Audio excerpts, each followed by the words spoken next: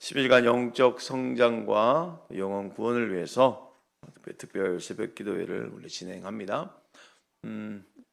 우리 영적 성장을 위해서 무엇보다도 뭔가 특별한 것들을 많이 받아서 성장시키는 것이 아니죠.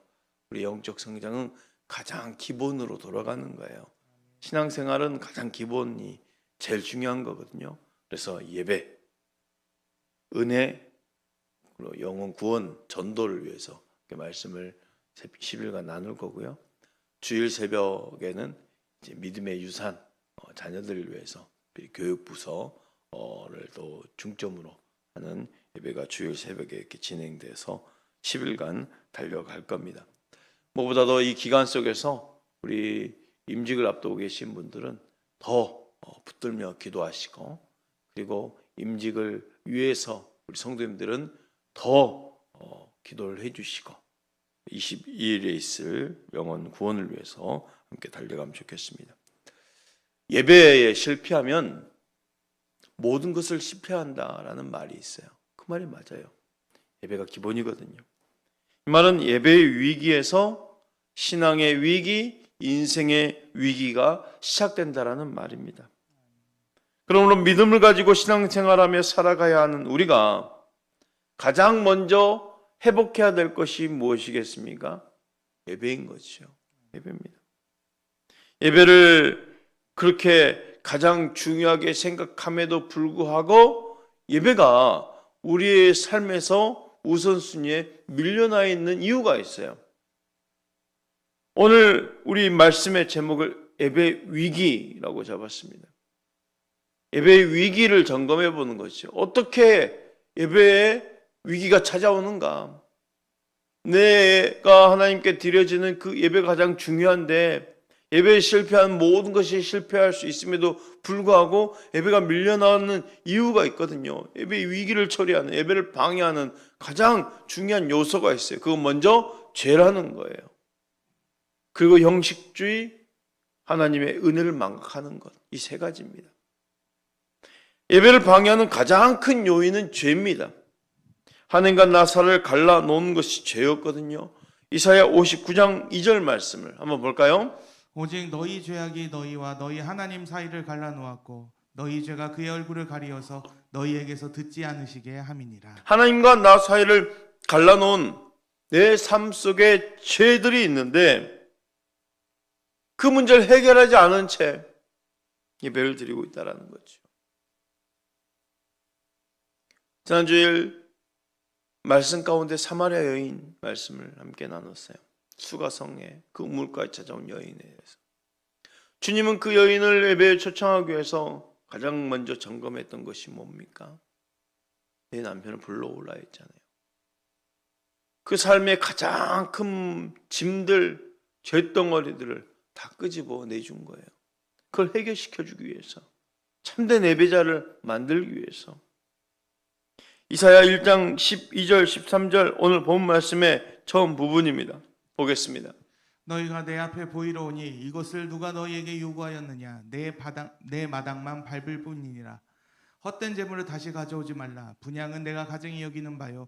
월삭과 안식일과 대회로 모이는 것도 그러하니 성회와 아울러 악을 행하는 것을 내가 견디지 못하겠노라. 헛된 재물을 다시 가져오는 것, 그리고 성회와 아울러 악을 행하는 것 견디지 못하겠다. 누가? 하나님이요. 보십시오. 지금 예배를 드리지 않는 모습이 아닙니다. 예배를 드리는 거예요. 그런데 뭐랍니까? 헛된 재물을 가져오지 마라. 재물을 가져온다는 건 지금 예물을 드리면서 지금 예배를 드린다는 거잖아요.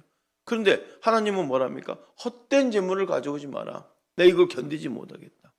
또 악을 행하는 것을 내가 견디지 못하겠다고 그랬는데 그 앞부분에 이런 말이 있어요. 뭡니까?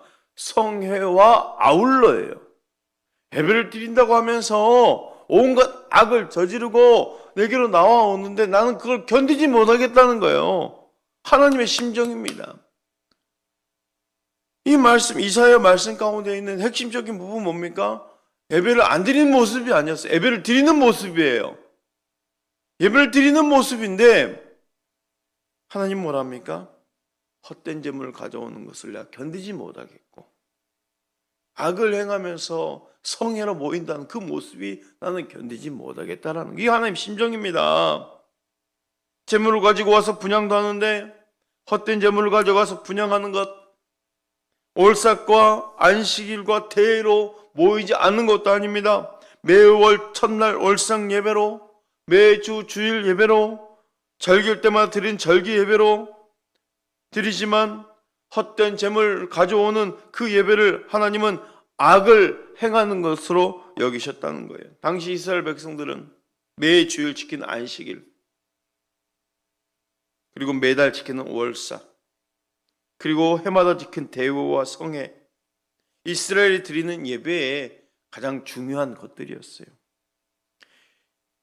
이렇게 이들은 빠짐없이 이렇게 예배를 드렸어요. 하지만 그들의 삶 속에서는 온갖 악행을 저지르고 있었다라는 거죠.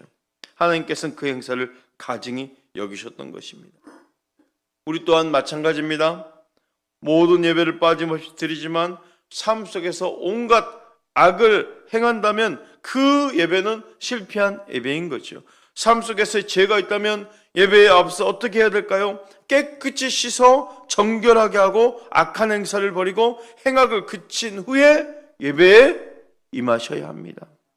16절 말씀 우리 함께 읽어볼까? 시작. 너희는 스스로 씻으며 스스로 깨끗하게 하며 너의 목전에서 너희 악한 행실을 버리며 행악을 그치고 그랬어요. 스스로 씻어라, 스스로 깨끗이 하라는 것은 내가 스스로 깨끗이 씻어낼 수 있다 그 말이 아닙니다. 내 죄를 내가 스스로 씻어낼 수 있다는 말이 아니라 내가 죄인인 줄을 깨닫고 하나님 앞에 그 죄악의 문제를 씻어내라는 거예요. 하나님 앞에 고백하며 씻어 깨끗이 하라는 거예요. 그걸로 끝입니까? 아니죠. 악을 버리고 죄된 생활을 청산해라는 말이에요. 하나님의 당부의 말씀을 잘 보십시오. 너 앞으로 더 예배를 잘 드려라. 더 많은 애물을 가지고 와라. 이렇게 말씀하시지 않았다는 거예요. 너의 죄를 씻고 깨끗이 하고 내 앞에 나오려. 이게 바로 하나님의 원하심입니다. 사랑하는 성도 여러분, 예배에 실패하면 모든 것이 실패한다는 것을 인정하십시오. 그렇다고 한다면 내 삶에서 가장 중심을 둬야 될 것이 바로 예배고 가장 회복해야 할 것도 예배해야 함을 믿으시길 바랍니다. 실패한 예배를 드리는 가장 큰 요인, 죄라고 말씀드렸어요. 예배 위기를 초래한 두 번째 요인, 형식주의입니다. 우리가 한 가지 일을 오래 하다 보면 매너리즘에 빠진다고 그러죠. 예배도 그럴 수 있어요. 모든 사람이 느끼는 바일 거예요.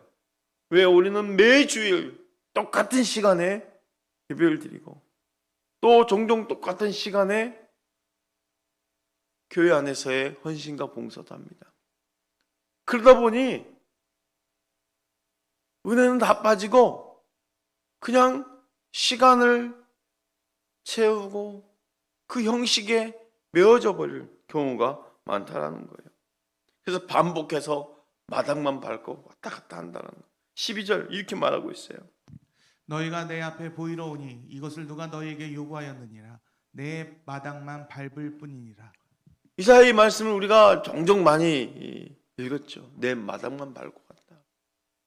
하나님 보시기에 그럴 수가 있다라는 거죠. 우리가 진정 그 예배의 중심성을 다 잃어버리고 그냥 형식에 매여버리면요, 하나님 보실 때 그냥 왔다 갔다 하는 것만 보일 수도 있다는 거죠. 여러분, 우리의 드려진 예물에 온데간데 온전함 없어지고 하나님을 경외하는 경외심 없어지고 그저 시간만 때운다면 온전한 예배가 아닌 거죠. 우리는 온전한 예배를 드려야 됩니다. 말라기 1장 13절에 이렇게 말씀하고 있어요. 만군의 여호와가 이르노라. 너희가 또 말하기를 이 일이 얼마나 번거로운고 하며 코웃음치고 훔친 물건과 저는 것 병든 것을 가져왔느니라. 너희가 이같이 봉헌물을 가져오니 내가 그것을 너희 손에서 받겠느냐. 이는 여호와의 말이니라. 하나님 앞에 온전한 예배를 드려야 할 사람들이 그것을 번거롭게 여기고 콧웃음을 치고 훔친 물건을 가져오고 저는 것을 가져오고 병든 것을 가져오고 바쳤다라는 거예요. 하나님 뭐가 부족해서 그 애물 받는 것을 좋아하시겠습니까? 하나님 중심을 보시잖아요. 정말 중심된 마음에 기뻐하는 마음으로 자원하여 하고 있는가를 원하시는 것이지 그 애물의 많고 적음을 지금 원하신 게 아니었잖아요. 나의 예배가 비웃음을 드리는 가벼운 예배인지 저는 것, 병든 것으로 드리는 것인지를 우리 하나님은 다 알고 계신다라는 것입니다. 그리고 예배의 위기를 처리하는 세 번째 요인, 은혜를 망각하는 거예요. 하나님의 은혜를 망각하는 것, 그것이 바로 우리 온전한 예배를 방해하고 있다라는 것입니다.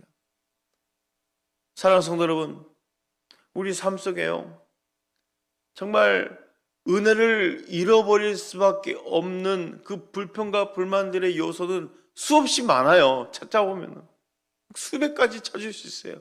그러나 그 가운데서라도 은혜 한 가지만 발견해도 여러분 승리할 수 있습니다. 그 은혜 붙들고 하나님 앞에 나오는 거죠. 우리가 지난 명절에 우리 성도님들 특히 임직자를 중심으로 영성훈련을 다녀왔어요. 그리고 어제 재해 모임으로 모이면서 평택 성결교회 다녀와서 어제 밤에 거의 11시 반 넘어서 들어온 것 같아요. 그리고 또 새벽에 참석하시고 함께 예배를 하고 있어요. 어제 어떤 성도님들 간증하시는 분 중에 우리 교회가 아니고 다른 교회였어요. 이런 말 하더라고요. 지난 간밤에 침대에서 떨어졌대요. 넘어졌대요. 너무 아팠대요. 너무 아픈데 감사의 조건을 막 찾아봤대요. 하나님, 너무 아프지만 그래도 걸터 앉아 있을 수 있으니 감사합니다 했대요. 앉아 있을 수 있으니 감사합니다. 오늘 재해 모임에 갈 수 있겠군요. 감사합니다.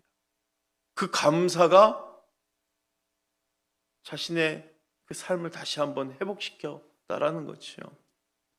여러분, 우리도 마찬가지 아니겠어요?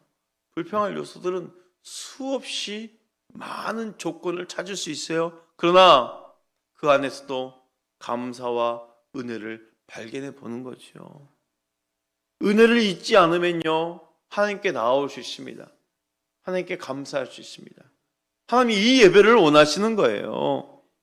은혜를 잊지 않는 것, 은혜를 망각하지 않는 것. 시편 기자는요, 이스라엘 백성들이 자신들을 애굽에서 구해내신 하나님을 잊었다라고 표현하고 있어요. 시편 106편 21절 말씀이네요.